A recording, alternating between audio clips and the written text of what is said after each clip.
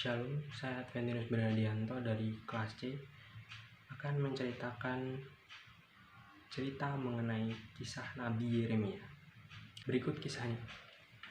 Nabi Yeremia adalah salah satu nabi perjanjian lama yang berkarya sebelum bangsa Israel ditaklukkan dan dibuang ke Babel. Nabi Yeremia adalah seorang penulis dan juga narasumber dari kitab Yeremia. Yang kita tahu bahwa kitab Yeremia terdapat dalam Alkitab dalam perjanjian lama. Nabi Yeremia lahir di Anatot dan hidup sekitar tahun 645 sebelum Masehi, tidak lama setelah pemerintahan Raja Manasye berakhir. Ia adalah anak Imam Hilkiah dari Anatot. Meskipun tidak ada bukti secara langsung untuk mendukung hal tersebut, tapi Nabi Yeremia diduga adalah keturunan Abiatar, Imam Raja Daud yang dipecat oleh Raja Salomo dari jabatannya di Yerusalem dan diasingkan ke tanah miliknya di kota Anatot.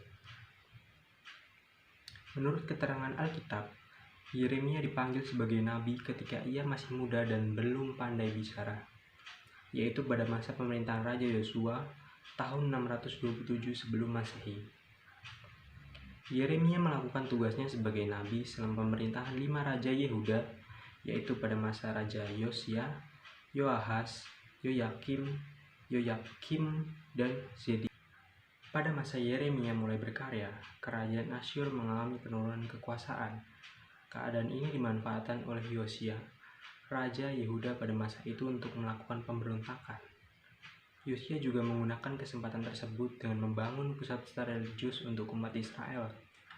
Setelah Yosia wafat pada tahun 609 sebelum Masehi, Mesir menguasai Yehuda dan menempatkan Yoyakim menjadi raja menggantikan Yoahas. Pada tahun 605 sebelum Masehi, Nebukadnezar mengalahkan Mesir pada perang di Karkemis dan mengusir Mesir dari Yehuda. Ketika Babel melemah, pada tahun 599 sebelum Masehi, Yoyakim Raja Yehuda memberontak melawan Babel.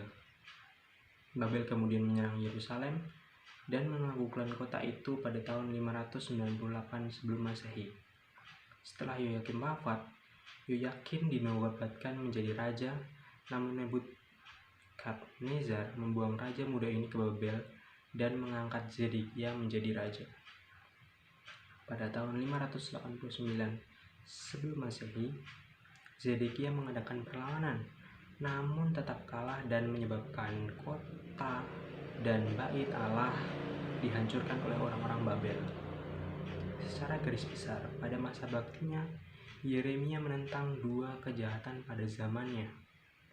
Yang pertama yaitu penyembahan terhadap berhala, dan yang kedua ketidakadilan. Ia menentang nubuat para nabi-nabi palsu. Yeremia juga peka terhadap isu-isu kemanusiaan. Yeremia merupakan salah satu nabi yang tidak hanya menyampaikan nubuat atas orang-orang Yehuda, tapi ia juga mengalami apa yang ia sampaikan. Pesan yang disampaikan melalui pengalaman hidupnya itu dipahami sebagai bentuk dari tindak kenabian.